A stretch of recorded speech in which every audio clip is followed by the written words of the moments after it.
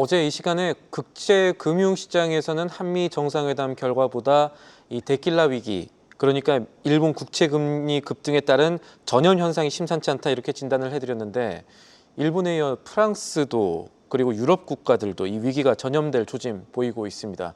재정 지출을 늘리려고 하는 우리나라도 이 문제에서 자유롭지 않을 겁니다. 그래서 오늘은 이 내용 자세히 짚어보죠. 도움 말씀에 한상춘 한국경제신문 논설위원 자리에 있습니다. 안녕하십니까? 네, 안녕하십니까?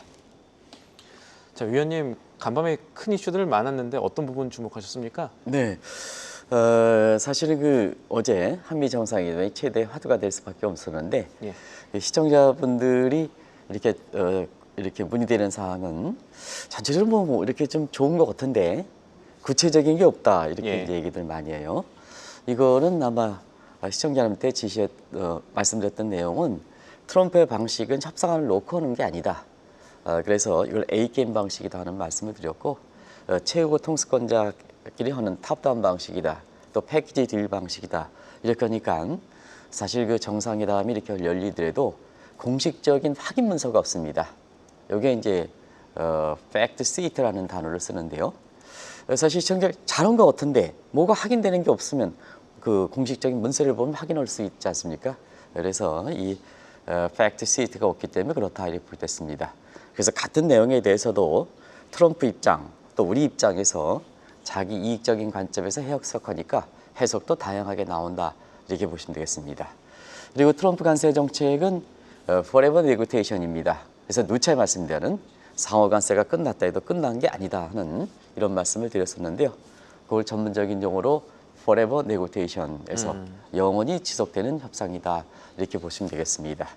그래서 합의문이 나오지 않죠. 공동선언문이 나오지 않죠. 공동선언문은 어그리먼트다 이렇게 보시면 되겠고요. 그다음에 서로가 관세에 대해서 의견이 접근됐다. 트럼프 대통령이 이번을 통해서 관세 문제에 대해서 한국에 대해서는 마무리됐다 하는 얘기는 서로가 의견이 이렇게 합의됐다기보다는 어세스먼트 됐다. 의견이 접근됐다. 이런 쪽으로 표현할 수 있다 이렇게 보겠습니다. 그러면 시청자분의 궁금증을 아마 이렇게 어느 정도는 좀 해소시킬 수 있었지 않느냐 생각합니다. 그리고 한미 정상회담의 이렇게 최대 성과는 북한 문제로 이렇게 많이 얘기 나오는 것 같아요. 그래서 북한 문제가 왜 그럴까 하는 측면은 이번에 끝나고 나서 사실 북한 쪽으로 달려간다는 얘기는 시청자분한테 지난 5월에도 한번 말씀드린 적이 있습니다.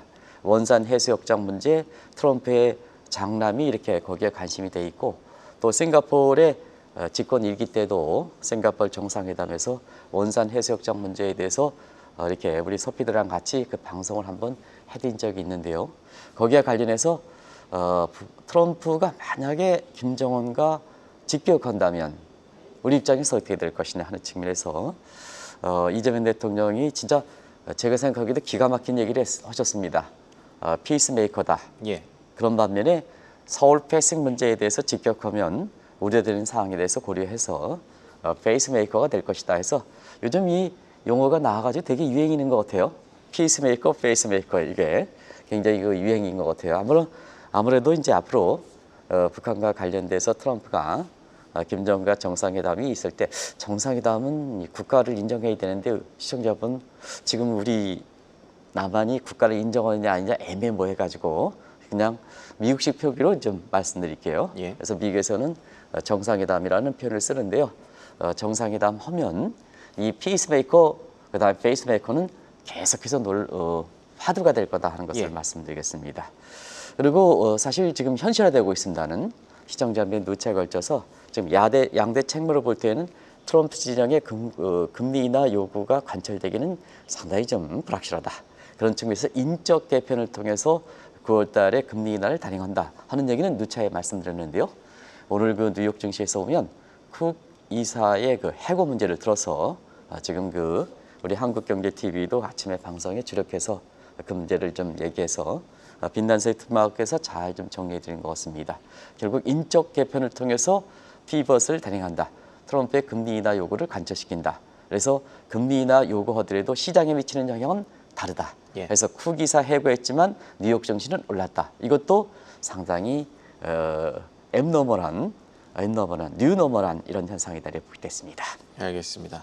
또 아직 이사가 불복 소송을 제기했다는 점에서 이 부분 살펴볼 시간이 아직 더 있을 것 같고요. 본론으로 넘어가 보겠습니다. 어제는 저희가 일본 이야기를 했고 오늘은 프랑스 얘기를 안 할 수가 없을 것 같습니다. 불안하다던데 그 나라 어떤 문제가 있는지 좀 짚어볼까요? 네, 이 문제는 사실 국내 언론들이 좀 많이 다뤄져야 되는데요. 유럽의 통합과 관련돼서 예. 사실 너무 미국적으로 이렇게 되다 보니까 이 문제가 다루지 않아서 시청자분이 어제 데킬라 얘기도 일본과 관련했었고 그다음에 바로 그 프랑스 문제가 이렇게 나왔기 때문에 프랑스도 이 문제는 유럽 통합과 관련해서 굉장히 중요한 문제이기 때문에 시청자분에 전해드리도록 하겠습니다.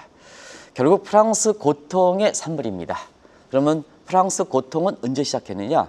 1990년대 말서부터 시작했습니다. 이때의 그 난민 문제, 동성연애 문제 이런 문제를 들어서 극우와 극자 세력이 득세하기 시작하면서 결국 재정 지출이 남발했거든요. 재정 지출이 남발하는 상태에서 프랑스의 고통은 시작됐다 이렇게 보시면 되겠는데요. 이것이 이렇게 체제적인 측면에서 이렇게 부각됐던 것은 마크롱 대통령이 힘이 잃었기 때문에 그렇습니다. 예. 작년에 6월인가요? 대선에서 총선에서 마크롱 총리가 이렇게 여당이 힘을 잃어버리니까 결국 명목상의 임기한 채운다 하는 쪽도 말씀을 드렸었는데요. 자, 힘이 없다 보니까 야당이 크고 힘이 없다 보니까 결국 이 문제를 어떻게 될 것이냐. 프랑스 운명을 결정할 재정적자라든가 국가 채무는 줄여이죠. 그런데 야당이 거세하게 이렇게 있죠. 그러다 보니까 2차 세계대전에 미국의 강한 군사력에 결국 일본이 이렇게 대응하려면 자폭식으로 해야 되는 겁니다. 그래서 자폭식 진주만 공격이다 해서 카마카제식 컨솔리데이션을 추진했다. 이렇게 보시면 되겠습니다. 결과는 압니다. 그래도 프랑스를 살리기 위해서 결국은 카마카제 컨솔리데이션을 추진했다 하는 것을 말씀드리겠습니다. 결국 바이르 총리가 전임 총리와 마찬가지로 결국 자기 총리직을 걸고 프랑스 후손 세대를 위해서 유럽 통합에 프랑스가 남아있기 위해서 선진국으로 남아있기 위해서 다음 달 초에 신임 총리를 신임 투표를 하는데요. 지금 야당이 너무 거대하기 때문에 여기에 불신이 될 가능성이 높습니다. 그러면 전임 총리에 이어서 지금의 바이르 총리도 다시 한번 총리직을 사임해서 서로 내각 구성한다 이렇게 보게 됐습니다. 대안은 있을까? 마크롱 대통령이 사임하지 않으면 마크롱 대통령이 힘을 잃기 때문에 결과적으로는 야당이 득세하는 형국이 더 크다. 근데 문제는 야당은 지금 재정 지출을 남발하는 입장이거든요. 예. 그러다 보니까 자 프랑스 정부도 무너지고 그 프랑스의 재정 적자라든가 국가 채무는 해소되지 않고 그러면 채권 자경단이 취할 수밖에 없죠. 그래서 프랑스 국채를 파는 과정에서 어제 프랑스 국채 금리 이렇게 그 급등한 게 이제 시청자분의 문의 사항에서 데킬라이게 되고요. 어제 주가에 이어서 오늘 프랑스 주가 또 유럽 주가도 전부 떨어지는 배경이 됐다 이렇게 보시면 되겠습니다. 데킬라 위기라는 거는 도수 높은 데킬라를 마시면 이제 주변이 다 이제 어지러워지듯이 프랑스가 위험해지면 주변 국가로도 위기 퍼질 수 있다는 얘기가 될 것이고 관련해서 조금 전에 프랑스 정부가 이 재정 적자 국가 채무 줄여보려고 콘솔리데이션 추진한다 그랬는데 이 부분 좀 자세하게 풀어주시죠. 네, 어떤 언론에서 보면은 프랑스가 사실 증세라든가 예. 아니면 공공 부분의 개혁이라든가 정부 지출 축소 이것을 fiscal austerity라는 표현, 재정 긴축이라는 표현을 쓰고 있습니다는 사실 재정 긴축은 경제학적 이름으로 재정 지출만 축소시키는 것을 fiscal 이렇게 austerity라는 표현을 쓴다 이렇게 보겠습니다. 이 컨solidation 자 지금 트럼프 정부가 재정 부분에 개혁하는 것과 똑같습니다. 너지라는 것을 해서 공공 부분을 축소시켜, 공무원 축소시켜 이렇게 해서 이런 것을 포함한 재정 건전화 방안이다 이렇게 보겠습니다. 그래서 지금의 그 프랑스 총리가 추진하는 것은 결과적으로 피스칼 컨솔리데이션이라는 표현으로 이것이 정확한 의미를 갖고 있다는 것을 말씀드리겠습니다. 그래서 이 내용은 단순히 피스칼 어세리티의 재정 지출 감소뿐만 아니라 다른 모든 재정의 건전화를 하기 위한 모든 조치를 포함한다 이렇게 보겠습니다. 그래서 지금 프랑스 정부라든가 독일이라든가 영국이라든가 이런 것은 피스칼 어스테리티가 아니라 피스칼 컨솔리데이션을 추진하고 있는데요. 예. 자, 유럽만 그러냐? 아까 우리 신행껏께서 데킬라 이게 강한 거기 때문에 주변 사람들한테 이제 치어는 기가 이렇게 된다 하는데 그 치어는 전염고리가 결국 재정 적자라든가 국가 채무가 국가 채무가 결국 취하는 열기를 차단시키면 재정 건전화라든가 이런 게 되면 차단하는데 지금 유럽 국가들이 사실 정도 차이가 있긴 하지만 재정 적자라든가 국가 채무에 다 시달리기 때문에 예. 일본도 국가 채무에서 데킬러이가 프랑스에 전염하고 다른 유럽도 전염하는데 미국은 괜찮았냐? 미국도 똑같은 상황이다 이렇게 보겠습니다. 그래서 트럼프 정부가 추진하는 지금 나지를 중심으로 해서 추진하는 것도 결과적으로 보면 컨sol리데이션이야 재정의 건전화 방안이다 이렇게 보겠습니다. 공무원수 축소시켜, 공공기관 축소시켜, 후기사 조기산시켜, 연준 개표시켜 이렇게 해서 전부 이게 재정 건전의 일환이다. 명목은 그렇습니다. 이시바도 마찬가지입니다. BOJ가 금리를 인상하는 것을 반대한다든가 그 다음에 야당이 소비세를 이렇게 폐지를 주장하는 것 이런 것도 전부 일본이 그 국가 채무를 줄이기 위한 피스칼 컨설티데이션의 일환이다 이렇게 보겠습니다. 그리고 또 한 가지는 우리나라에서 논란이 됐습니다는 피스칼 이렇게 룰이라고 재정 준칙이라는 것도 이 방안의 하나다. 그래서 재정 준칙을 GDP 대비해서 일정 규모 이상으로 쓰지 못하도록 일정의 통화론자가 주장하는 모니터리 룰과 마찬가지로 자 인플레 목표치가 2% 설정했으면 중앙은 개입하지 말라. 물가가 2%이면 금리를 인상한다. 자동적으로. 그다음에 목표선 대비해서 물가가 2% 낮다. 자동적으로 금리를 인하한다. 그래서 목표선에 페드가 자율성을 개입하지 말고 2% 달성하자 하는 것이 예. 밀턴 프리드만 같은 이런 사람들이 얘기했던 모니터리 룰입니다. 마찬가지로 재정에서 보면 재정의 정부의 자유재량적 여지를 줄이면서 재정의 건전을 도모하겠다는 그 룰이 결국 피스칼 룰이다 이렇게 볼때있는데요. 자 가장 관심이 되는 것은 한국입니다. 한국도 내년 예산안이 굉장히 크게 짜고 있지 않습니까? 예. 그런 과정에서 우리나라도 지금 외국인들이 한국의 국채를 많이 매입하고 있습니다. 그래서 우리 국채 매입 비중이 지금 사실 지금 마켓시어가 한 25% 도달하고 있는데요. 이게 국채 시장의 변동성이라든가를 굉장히 초래할 가능성이 높습니다. 내일 아마 금통회의 되면 이 문제를 자세하게 좀 말씀드리도록 하겠습니다. 그러다 보니까 우리나라도 예산은 크게 짜지. 국채에서 보면 우리와 이렇게 컨트롤력이 떨어지는 외국인들의 비중이 크지. 예. 그러면 자연스럽게 확 빠져나가면 우리도 데킬라 위기에서 사실 이렇게 자유로운 국가는 아니거든요. 그런데 지금의 재정의 GDP에 대한 규모를 볼 때는 데킬라 위기 가능성은 전염될 가능성은 적지만 이 문제에서 자유로울 수 없다 하는 것을 말씀드리겠습니다. 말씀대로 선진국들이 추진하고 있는 재정 건전화는 트럼프 정부도 예외가 아니긴 한데 이런 것들 실제로 잘 되고 있습니까? 네, 쿠기사를 조기 사임시키는 것도 결과적으로 보면 트럼프 정부도 국가 채무 재정 적자 문제 때문에 결과적으로 보면 재정 컨sol리데이션의 일환이다 이렇게 보겠습니다. 예. 재정 컨sol리데이션은 긴축을 재정 지출에서 긴축을 굉장히 큰 부류이기 때문에 이게 퍼플리스트들에서는 쉽게 추진하기는 그냥 명목상 주장하지만 인기가 없는 정책이기 때문에 결과적으로 성과가 나기 어렵습니다. 자, 트럼프 한번 보겠습니다. 너지를 중심으로 해서 공고분해 개입, 페지도 축소시키자 해서 추진하고 있습니다. 근데 수장이 일론 머스크가 나갔습니다. 일론 머스크가 나갔다는 것은 결과적으로 인기가 없는 정책이어서 인기가 없는 정책이면 결과적으로 최고 통수권자와 소신 있는 사람 간의 갈등이 있기 때문에 그렇습니다. 그런 상태에서 자 최근에 트럼프 같은 경우에는 감세를 추진하고 그 다음에 재정 지출은 뉴딜 정책을 추진하거든요. 그런 측면에서 유럽에서 제기한 트러스 위기, 그 다음에 마유르 위기, 데킬라 위기 여기 자유롭지는 않습니다. 그래서 트럼프 정부는 PKT의 공식을 이용해서 이것을 사실 빠져나가고 있다는 것을 말씀드렸는데요. 지금 쿠기사의 인적 개편도 똑같습니다. 한번 예. 보겠습니다. 다시 한번. PKT 공식은 이자율이 성장률보다 낮으면 다시 말하면 성장률이 이자율보다 높으면 사실 트러스 위기는 이렇게 우려하는 것은 기우다 이런 얘기입니다. 근데 현재는 어떠냐? 이자율이 성장률보다 높다는 얘기입니다. 그럼 어떻게 하겠습니까? 하나는 높은 이자율을 내려야죠. 예. 성장률 끌어올리죠. 끌어올리고, 지금 예. 똑같지 않습니까? 똑같지 않습니까? 그래서 이 방안이 함께 가지고 있다. 금리 인하를 통해서 성장률을 제고하겠다. 근데 파월이라든가 이런 측면에서는 꼭 이게 금리를 동결하고 있거든요. 그러다 보니까 답답한 거죠. 근데 양적 책무를 가지고 자꾸 금리 동결을 하지 않겠다 하는 입장이 사실 반 트럼프 인사들이 지금 페드 보드 멤버들의 지배인데요. 지금 완전히 잭슨홀 미팅 이후에 9월 FOMC조차도 금리 인하 부분에 대해서 시간이 가면 갈수록 어렵다 하는 시각이 미국 증시에 반응하니까 성급했던 이러한 트럼프가 있을 수 없는 쿠 기사를 사실 도덕성 문제, 법정 문제를 통해서 조기 사임시키는, 해고시키는 이런 문제가 발생하고 있죠. 그래서 지금 역학관계가 변했죠. 파월 의장의 입장 변화가 치지 않다 하더라도 지금 월러 보호만 미란이에서 쿡의 후임을 조기 임명한다면 이게 이제 그 FMC의 회의 참석에 금방 참여하는 건 아닙니다는 역학관계로 보면 이제는 팀 트럼프 퀴즈들이 압도하고 있다.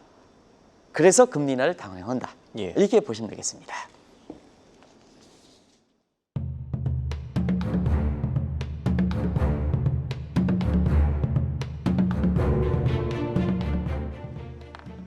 다시 데킬라 얘기가 나오고 있는 데킬라 위기 이야기가 나오고 있는 프랑스로 돌아가 보면 프랑스와 바이루 프랑스 총리는 이 정치적 위험을 무릅쓰고라도 재정 건전화 그러니까 컨솔리데이션을 추진할 정도로 상황이 좋지 않다. 유럽 연합 기준도 프랑스가 사실은 못 채우고 있다. 이 점을 투자자들이 잘 알아야 된다는 말씀이시죠? 네, 사실은 보우가 자기 운명이 확실하게 이렇게 떨어질 가능성인데도 불구하고 이렇게 추진하는 이유는 예. 결과적으로 보면 바이올의 애국심도 있을 거고 그다음에 프랑스가 여러 가지 당면한 문제에서 이 문제를 이렇게 뚫지 않으면 결과적으로 프랑스의 운명이 좌우되기 때문에 그렇습니다. 그 내용을 한번 볼게요. 지금 재정적자와 국가채무가 굉장히 듀엣된 상황입니다. 그런데 이게 재정 지출을 증대시키려고 하는 야당이 거대하게 나오고 있습니다. 그러다 보면 사실 이 문제가 정리되지 않았을 때는 일단 프랑스 자체적으로 보겠습니다. 지금 프랑스는 재정적자라든가 국가채무 때 경기 침체가 장기화되고 있습니다. 결과적으로 이 경기 문제를 개선시키지 않으려면 선진국 함정에서 탈피되는 하이 인컴 트랩, 선진국 함정에 빠지게 되죠. 후진국으로 전락하지 않느냐. 또 한 가지는 프랑스 국민은 전통이 이렇게 해서 전통을 중시하는데요.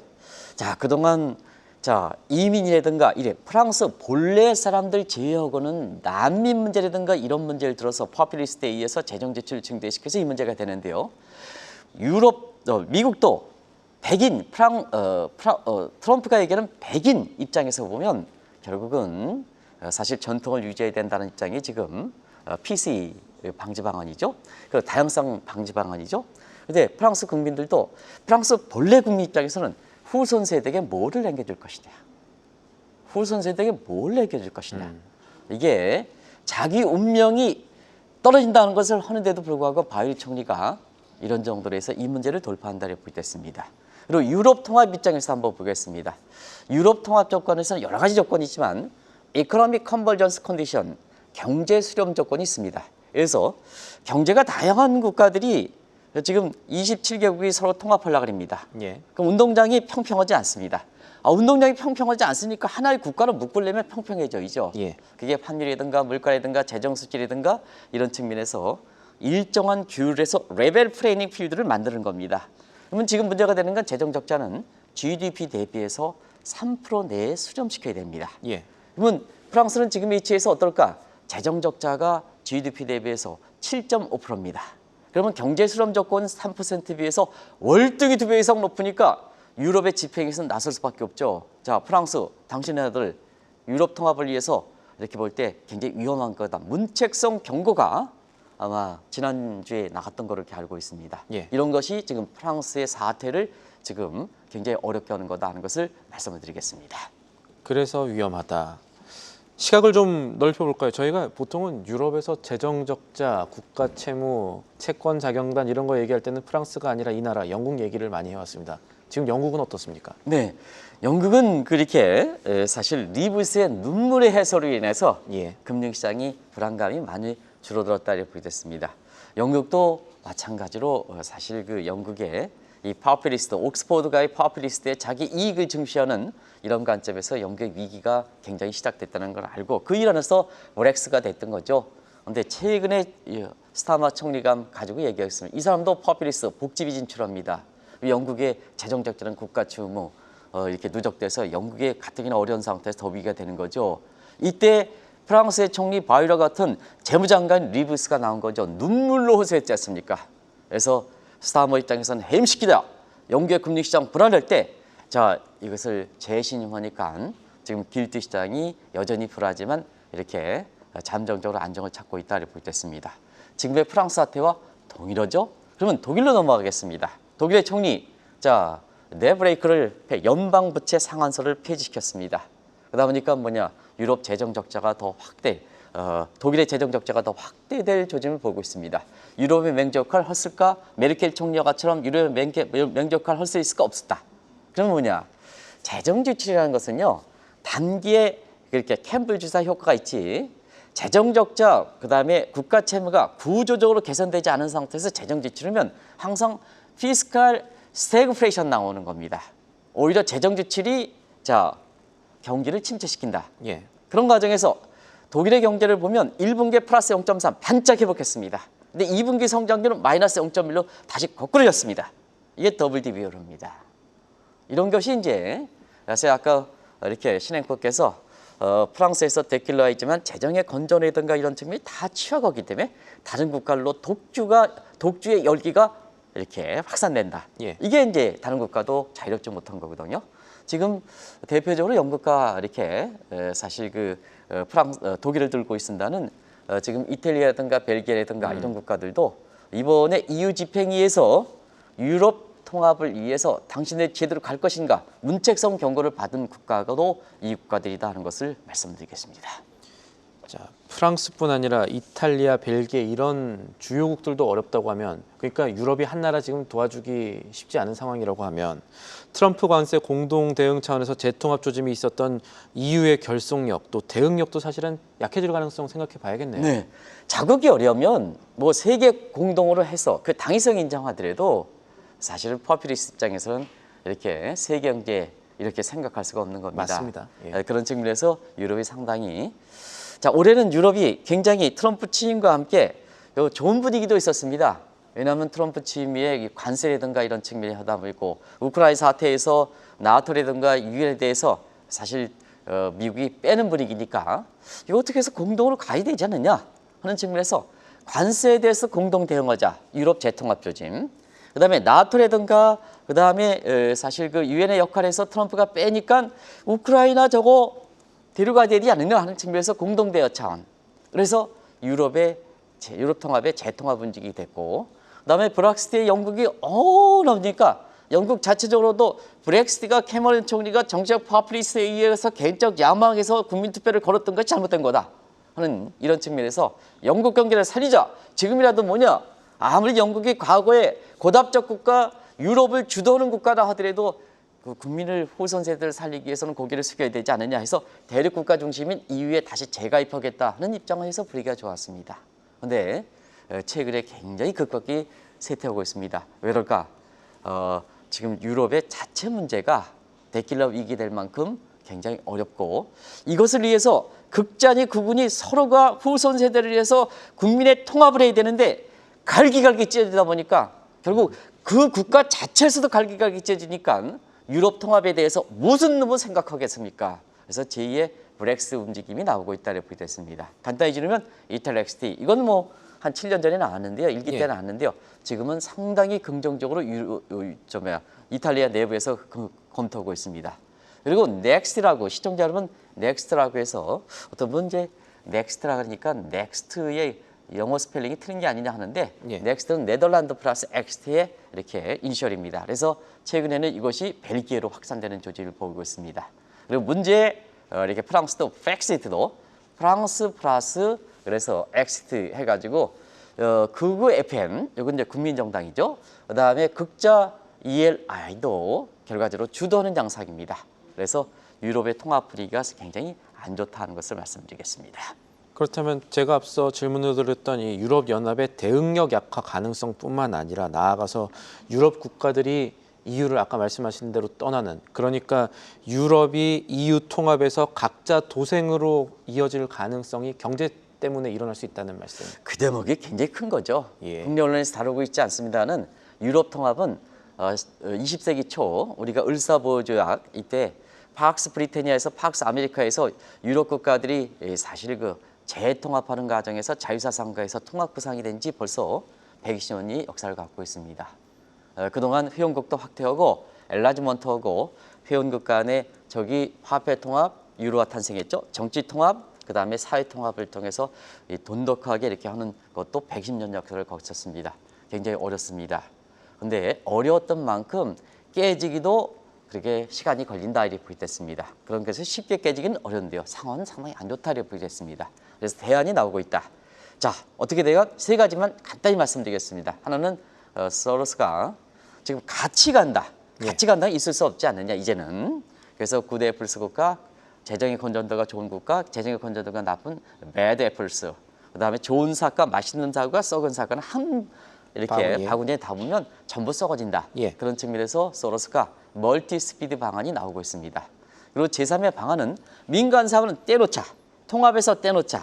그리고 나머지 공동 사업만 가져가겠다 하는 것이 제3의 방안입니다. 이게 F 유로 방식, 그다음에 I 유로 방식에서 이태리 플러스 유로, 그다음에 프랑스 플러스 유로 이 방안입니다. 그리고 말씀드려도 차제의 아예 국가들이 그냥 통합이고 뭐고 필요 없고 그냥 각자 도생하자 하는 이런 방안이 되는데요.